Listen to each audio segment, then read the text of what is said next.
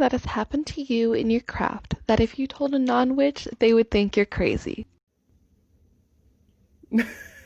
Much like with you, my list is also very long. I speak with Lucifer and Venus on a regular basis. I've done tarot readings for people on the other side of the world and they've come out extremely accurate. This cat is my familiar. When it comes to witchcraft, I know a hex and how to make spell jars because of a demon named Rum. Shortly after I hyperextended my left knee during a meditation session, I had a spirit who picked me up by the front of my shirt and dropped me on that exact knee, further injuring me for an additional 6 months, when it should have taken 2 months to heal. I've had my spiritual energy drained by a Gosha demon named Sabnok. Asmodeus' favorite song is Take It Off by Kesha. I know Lucifer's entire backstory like the back of my hand. I have spoken with God and he has abandoned me. Let's see if I can tell this story in 60 seconds. So I grew up Christian and believing in God. One of my biggest influences was my childhood best friend and her mother who would babysit me. When we both got into high school, she started getting into some pretty bad stuff. Before the age of 16, she was smoking, drinking, smoking weed, and fooling around with some boys. Now, because I was her best friend and I knew about all this, she made me promise not to tell her mom. But I knew the stuff that she was getting into was not good for someone her age. I tried talking her out of it, but she wouldn't listen to me. So, trying to do things the Christian way, I started praying to God. And after quite a while of doing this and getting no response, God finally gave me a response. You are nothing. Your life and your problems mean nothing to me. This is why God and I don't get along. Did you know your birthday can tell you what kind of witch you are? Okay, fun and games aside, this is not true. Why exactly do you choose what kind of career field you go into? The correct answer should be your interests and your talents. The same goes with witchcraft and the type of witch you become. Over time and with a lot of practice, you realize that there are things you're good at, and there are things you struggle with. Because newsflash, just because you decide to get into witchcraft or paganism, doesn't mean you have to know how to do everything. I myself am good with divination and deity work, but I struggle in some areas, like with herbs. The ingredients I use for spells would be defined as what most would consider a kitchen witch. And I didn't see that option on your little chart. WitchTok don't base your practice off of stuff like this. The time and effort to learn is worth it. So apparently there's a witch hunter that goes by Blue Collar Cody. Now that I've finally gotten caught up on the details of this situation, I've got a few things I'd like to say. Apparently this guy has been targeting the female witches on this app, which right off the bat is a grave mistake. See, male witches, they're more than likely to beat the shit out of you. Female witches are more likely to hex you. And I've seen plenty already getting hard at work. Hexing really isn't my thing because I'm a firm believer in karma. But if it comes down to me or him, I'm gonna do whatever I feel the need to protect myself. The information's out there, just so you know. Just so I'm being clear, this is not a threat, this is a warning. I've been itching for a fight since 2015, and my intent is extremely powerful. Okay, I don't know what to think about this. This is my new incense burner, right? She has been sitting in front of it, staring at Anubis. For how long? Like 20 minutes? What's your deal? It's not a real jackal, I promise you. It's just a little statuette of him.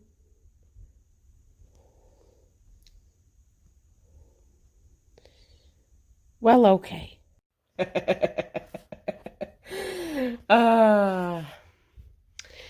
And this is what happens when you mess with the witch community. This account was banned due to multiple community guidelines violations. Death threats, harassing, and bullying. Where's the mighty witch hunter now? Where's the mighty witch hunter now? Not to mention you probably got hexed and cursed multiple times over this. Let's just take a moment to enjoy this beautiful sight. It's just a WitchTok. I'm talking about like witches. Witches. I'm a firm believer in everything. The universe, there's no way that there's not like an overall connection of everything and spirits and everything. So I fully believe in everything that you do, but I'm asking for some help, and I'm giving you my permission to help me. Like, I don't know if that's like a code of conduct that like you need the permission, but I'm giving you my permission to help me. Not to harm me, please. I don't need any more harm. I've had a very, very rough year, like a lot. And if you're really a witch, you can probably sense it. It's a lot. And I just want something good. Just something good. Even if it's like finding my favorite candy bar at the gas station that they never sell anywhere. Just something. Please. Thank you. No, I cannot, and for a couple of reasons. While there are unintended consequences in terms of hexes, to my knowledge there is no spell to outwardly unalive someone. Secondly, I believe that would make me guilty of murder, and I am not about to live with someone's blood on my hands. The number above me right here, that's the number for the National Suicide Hotline. 100% free, 100% confidential, and they have all the resources they need to help you through whatever it is you're going through. Another thing that I can advise is do something or watch something that'll make you laugh. Laughter releases endorphins, which is the body's feel-good hormone. I know what really helped me were comedy specials. Gabriel Iglesias, Jeff Dunham, Kevin Hart, Robin Williams. A comedian's goal is to get you laughing and keep you laughing, therefore those endorphins will keep going. No, I didn't. I completely denounced my loyalty to the Christian faith, and that's as far as it went. As I stated, these entities don't want your souls. What are they going to do with them? Lucifer, deities, they have no use for our souls. I heard some arguments that, they want your soul so they can enslave you and do whatever they want to you. These entities have been around for hundreds, if not thousands of years. Do you know how old that would get? Especially with a highly caffeinated soul like myself. Every deity is so busy to some extent that enslaving human souls is the farthest thing from their minds. And the closest deity I can think of that would even want to do that would be the Christian God. Think about that for a hard minute. So, I had me a Cornish hen for lunch.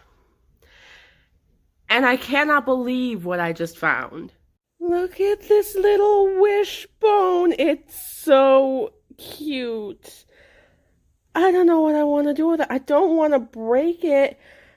I kind of want to give it to one of my deities as an offering, but I don't know which one. It's so cute. It's like smaller than my thumb. Look at this shit. Ain't that just the darnest thing? Let me know in the comments which deity you think I should give this little wishbone to, because I'm not throwing it away. I'm not gonna get rid of it. Okay, I need you guys to confirm something for me so I know I'm not going crazy. This is Venus's new candle, right? Do you see that splotch of red right there in the melted wax? This is an ivory candle. And that red splotch from where I'm sitting looks a lot like blood. Are you mad because I gave the wishbone to Lucifer? Is that it? I can get you some wine, how about that? Will that do? Okay, a little update from Venus's candle. As you can see, the red has significantly cleared out. I don't know if... Yeah, there's a tiny bit of red there, but it's faded out. We got her a nice heaping glass of red wine, and we're burning some rose incense. So, Happy New Year, Venus. Oh yeah, we also gave her the wishbone, which is painted gold. And Lucifer seems to be totally cool with that. When we die, our souls go to a place that is known as the astral plane. From there, we either choose to remain in the astral plane for however long, or we get reincarnated.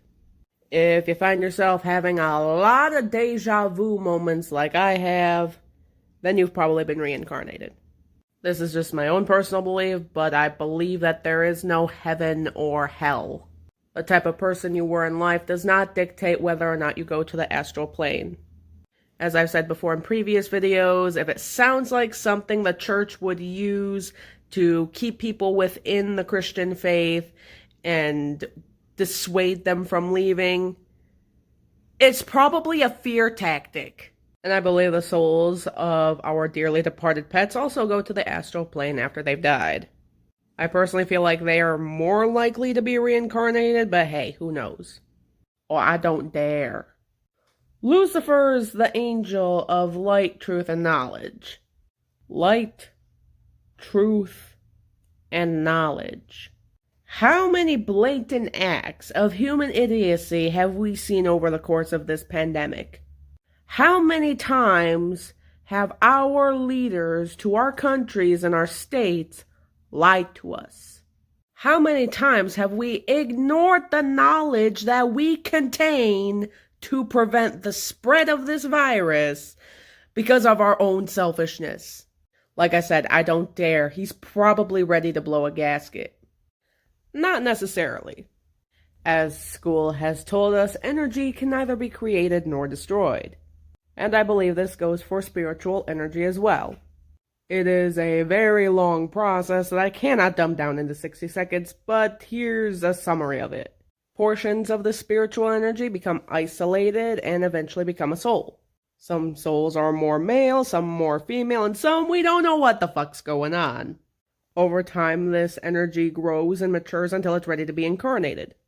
Think of these souls as like blank canvases. A lot of people would identify as old souls and have a lot of deja vu moments. These are people with fuller, more detailed canvases. Some people have less deja vu moments and therefore they have fresher canvases. My theory is these are the people we define as slow. They're souls that simply haven't experienced all that much yet.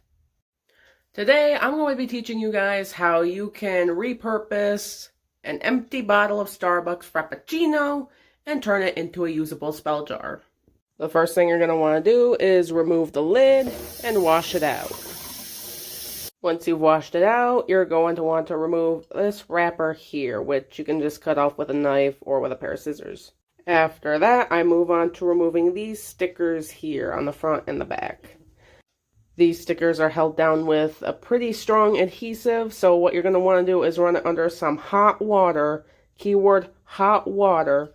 Hold it by the top here as you're doing so you avoid burning your fingers. Do this for about a minute so the hot water can melt the adhesive. There's still some adhesive left on the bottle, so I'm going to run it under hot water again and rub it off with that silicone sponge. Lastly is the expiration date, which can be removed with rubbing alcohol or hand sanitizer. And lastly, wash the cap. So a lot of you guys have asked me about the astral realm and what it looks like. First off, I would just like to say I have only been to the astral realm twice, and it was not of my own doing. The first time was when I was 11 and I was brought by Lucifer, and the second time was a short time ago when I was brought by Venus. The astral realm can look different for everybody. In my own situations, both times I was isolated in a single area. Think of like a large circular room, like the inside of a cylinder. When I met Lucifer, the walls of said cylinder looked like black smoke and it was very cold. When I met Venus, these walls were like a smoky blue mixed with white and it was quite warm. I speculate that they did this because I lack experience in the astral realm and they didn't want me to get hurt. Because yeah, if you're not experienced, you can get hurt in the astral realm. See, the thing about Lucifer's voice is that there's not really anything I can compare it to. Like, I could say it's like, oh, it's like this person's, but it's like, no, that's not quite right. I can't recall Lucifer's voice as a tone per se, as more of a feeling. It's cold, but it also makes me feel safe and comforted. When he speaks to me, it's like I don't feel like I'm in any sort of danger, and I can trust what he's saying. With me, he's very blunt and he's very straightforward, but I wouldn't consider him mean at all. And we're starting to mend our partnership a little bit from how I royally fucked up when I was 11, so I just want to make something extremely fucking clear right now. If you're mad at me because I told you to buzz off if you were a Trump supporter yesterday, you're allowed to hate me. But leave my deities and my religion fucking out of it. No joke, I had someone tell me that I was possessed by demons and being controlled by Lucifer just because of what I posted yesterday.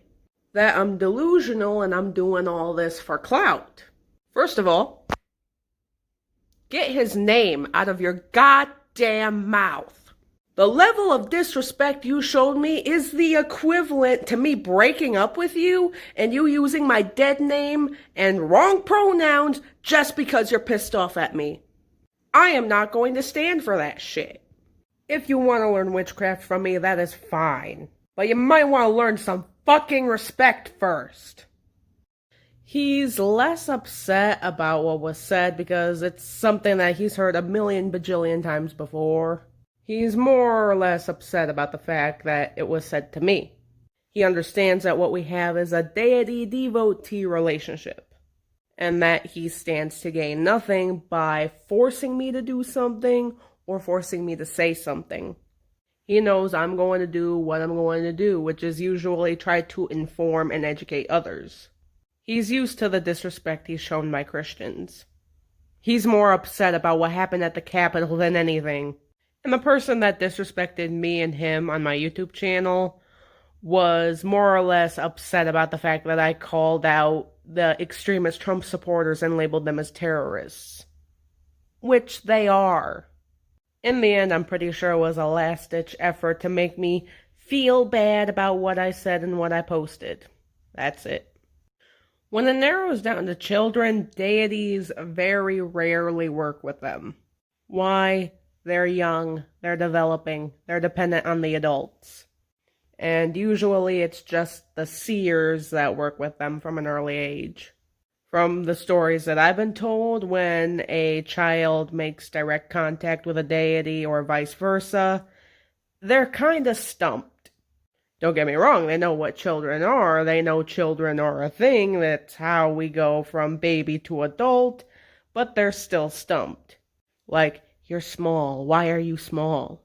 I can't say what Lucifer thinks about children. I know he likes the fact that they absorb information like sponges. Because as every parent who has a small child would know, is one of their favorite questions is, why? That's kind of the quality he likes.